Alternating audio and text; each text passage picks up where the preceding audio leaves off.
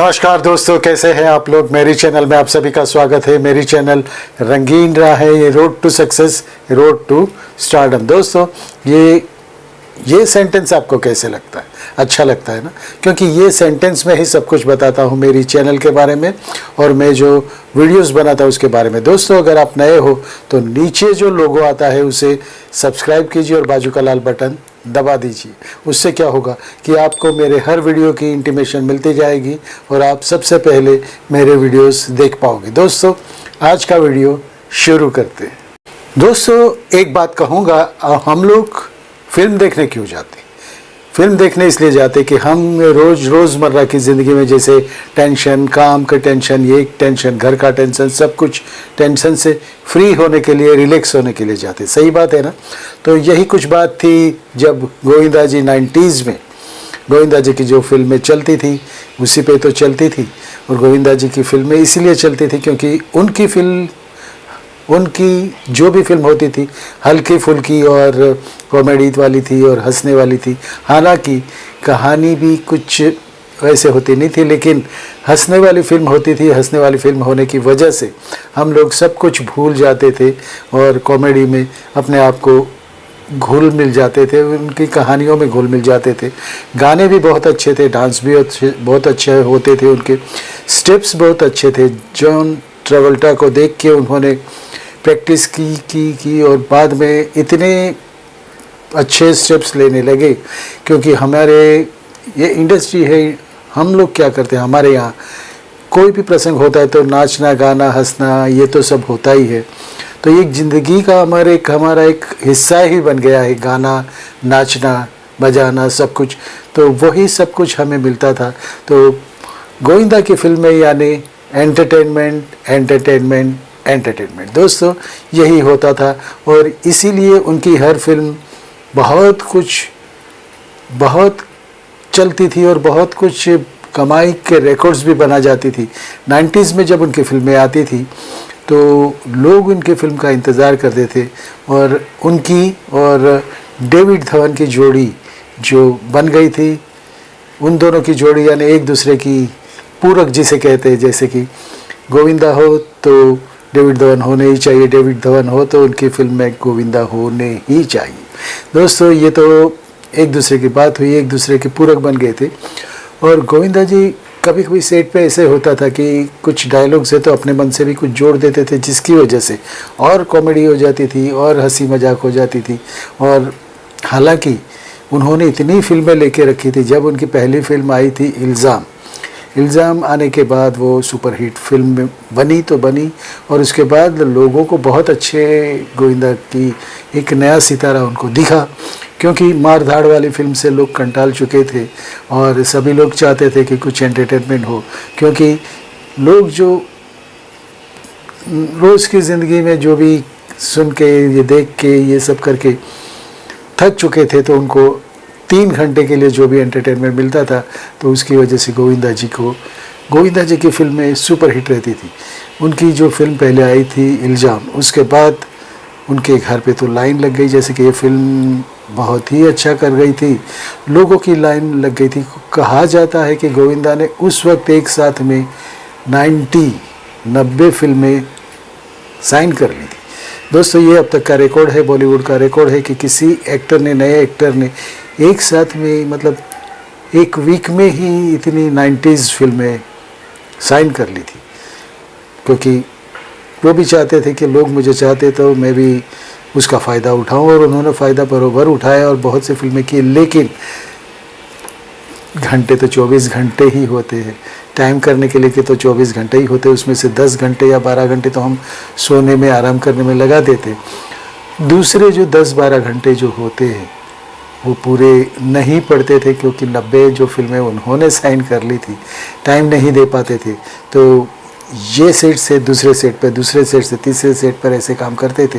यानी 2-2 घंटा आपको दिया, 2-2 घंटा उस प्रोड्यूसर्स को दिया, 2-2 घंटा उस प्रोड्यूसर्स को दिया। उसमें क्या हुआ कि उनकी फिल्में थोड़ी लेट होने लगी, और लेकिन लेट होने के बावजूद भी प्रोड्यूसर समझता था कि इनकी फिल्म लगनी, यानी उनको अपनी फिल्म में लेना, यानी वो फिल्म की गारंटी है और श्योर शॉट है कि ये फिल्म सुपर हिट रहेगी और अच्छी कमाई करके जाएगी। दोस्तों ऐसा ही कुछ हुआ था। बहुत सी फिल्में जो मैं पीछे दिखा रहा हूँ वो फिल्में सुपर हिट बनी थी और कहानियों में, डायलॉग में। और उस वक्त की बात है जब कादर खान जी भी थे। कादर खान जी उनकी फिल्में लिखते थे और कादर खान जी ऐसे डायलॉग्स लिखते थे क्योंकि उनको भी अनुभव था, स्टेज का अनुभव था, नाटकों का अनुभव था। तो कादर खान की जो फिल्में होती थी उनकी वजह से ये बहुत सुपर हिट हो गए थे। लेकिन उसके बाद क्या हुआ दोस्तों, जो चढ़ता है वो गिरता है। गिरता यानी नीचे तो आता ही है। ऐसा ही जैसे कि राजेश खन्ना का हुआ था, एकदम ऊपर पहुंचने के बाद नीचे तो कोई दिखता ही नहीं था, बाजू में भी कोई दिखता ही नहीं था। राजेश खन्ना यानी सिर्फ मैं ही हूँ, मैं अकेला हूँ, ऊपर आका नीचे काका। ये बात तो हो जाती थी और ये बातें होती भी थी। तो राजेश खन्ना को भी आजू बाजू में ऐसे लोग मिलते थे, ऐसे कहने वाले मिलते थे कि उन्हें सच्चाई पता ही नहीं चलती थी, क्योंकि चापलूसी जी करने वाले रहते। तो वो तो अच्छी बात है, कहेंगे कि अरे क्या बात है काका, आपका तो ये हो गया वो हो गया, आपकी फिल्म बहुत अच्छी चल रही, ये चल रही। लेकिन जो भी होम ग्राउंड की जो बातें हैं, सच्चाई जो भी है वो तो आने ही नहीं देते थे उनके सामने। तो दोस्तों ऐसा ही कुछ इनका भी हो गया था। गोविंदा की वाइफ सुनीता जी कहती है कि उनको 2-3-4 लोग जो थे जिसकी वजह से उनके करियर को डूबने का मौका ही मिल गया, उनकी वजह से ही डूब गई। क्योंकि एक उनका हेयर ड्रेसर, एक उनके जो मेकअप मैन जो थे वो, और दूसरे उनके चापलूसी करने वाले दोस्त लोग। तो दोस्तों ये तो होता ही है। हालांकि प्रहलाद नेलानी जो उनकी फिल्मों के मतलब प्रोड्यूसर थे, तो वो भी कहते हैं कि गोविंदा का इतना डाउनफॉल कैसे हो गया।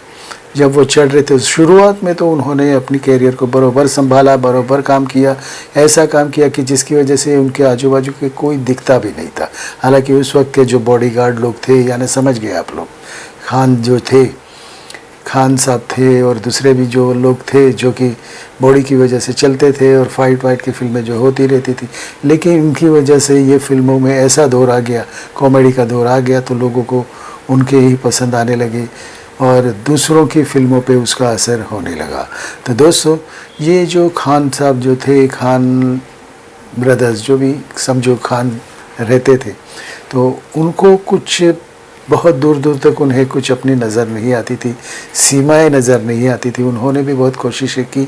उनको जब मालूम पड़ने लगा कि ये तो गोविंदा बहुत आगे चलने लगा है, बहुत आगे बढ़ने लगा है, तो कुछ किया जाए जिसकी वजह से उसकी दौड़ रुक जाए और हमारी दौड़ आगे चले। तो बहुत से ये तो होता ही है कि यहाँ पे तो यही है कि आपको चढ़ने देंगे, फिर आपकी टांग भी खींचेंगे। तो उस वक्त तो सलमान खान को भी कुछ फिल्में कम ही मिलती थी। तो गोविंदा ने दोस्ती निभाई और गोविंदा ने एक काम किया, उन्होंने जुड़वा फिल्म सलमान खान को दे दी। तो सलमान खान की डूबती नैया पार लग गई और डूबती नैया वापस थोड़ी ऊपर आ गई और जुड़वा सलमान खान ने उनका थैंक यू कहा और आभार मानना चाहा। लेकिन उसके बाद ऐसा हुआ कि गोविंदा को लगा कि एक फिल्म दबंग जो बन रही है उसमें हीरोइन की ज़रूरत है। तो गोविंदा चाहते थे कि उनकी बेटी को लॉन्च करे, तो दबंग साहब के साथ वो लॉन्च करने वाले थे। लेकिन सलमान खान ने सोनाक्षी सिन्हा को ले लिया और वो उनके साथ फिल्म में आ गई, वो हीरोइन बन गई और दबंग हिट हो गई।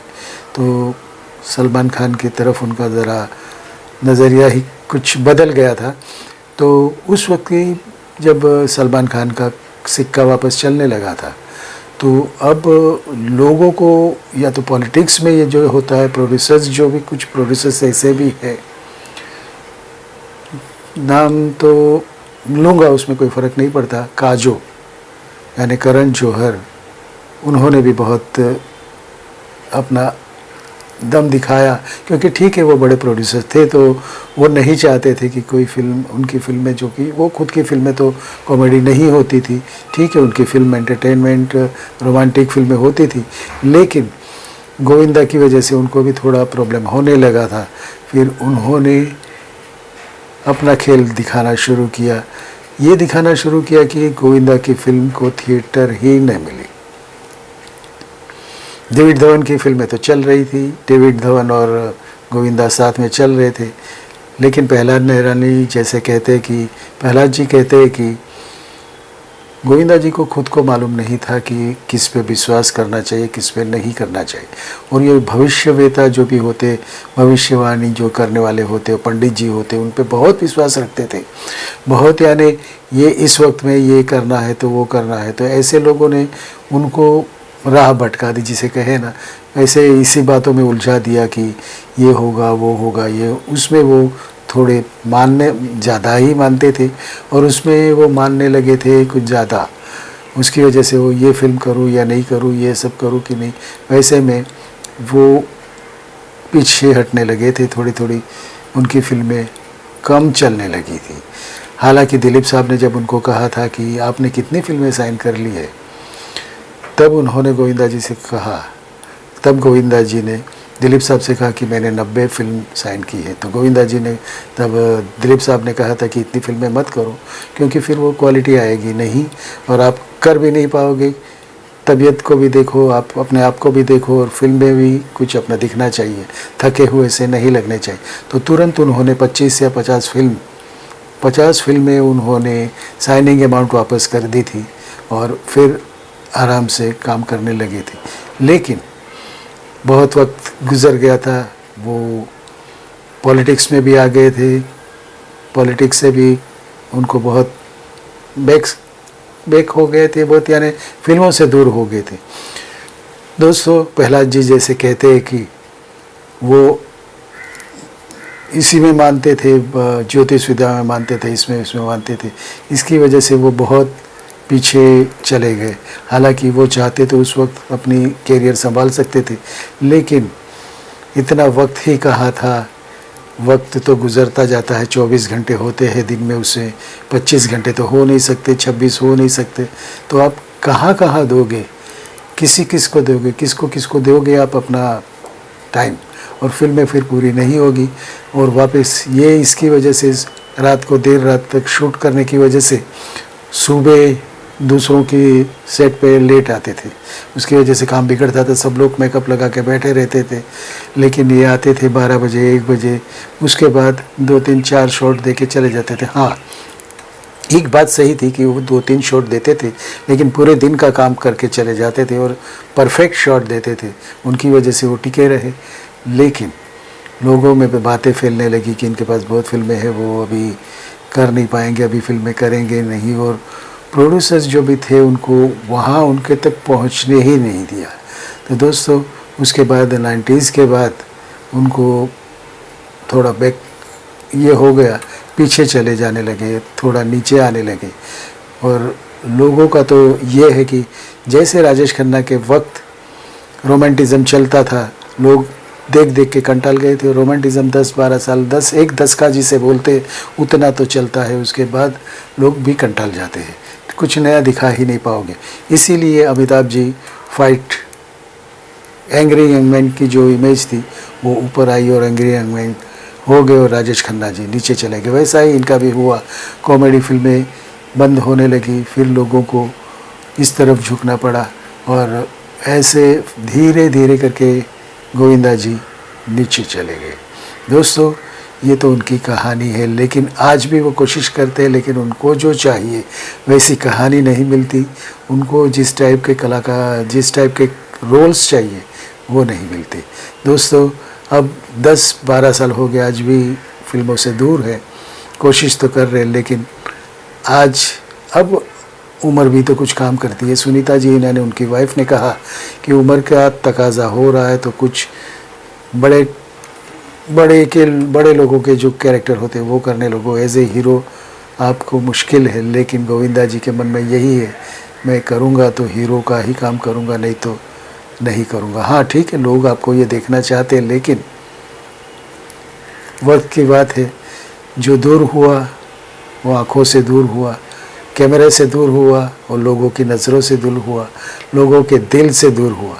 दोस्तों, ऐसा ही हो गया था गोविंदा जी का, और आज गोविंदा जी चर्चा में रहते हैं, लेकिन कुछ काम मिलना बहुत मुश्किल हो गया है। दोस्तों ऐसा ही होता है। हमारे जो दोस्त लोग हैं जो कि एक्टिंग करियर में बहुत काम करते, तो उनके लिए भी एक सबक भी है, उन लोगों के लिए भी सबक है कि ये आप वक्त के साथ बदला करो। जैसे कि अमिताभ जी ने बदला, खुद को बदला, अपने आप को बदला है।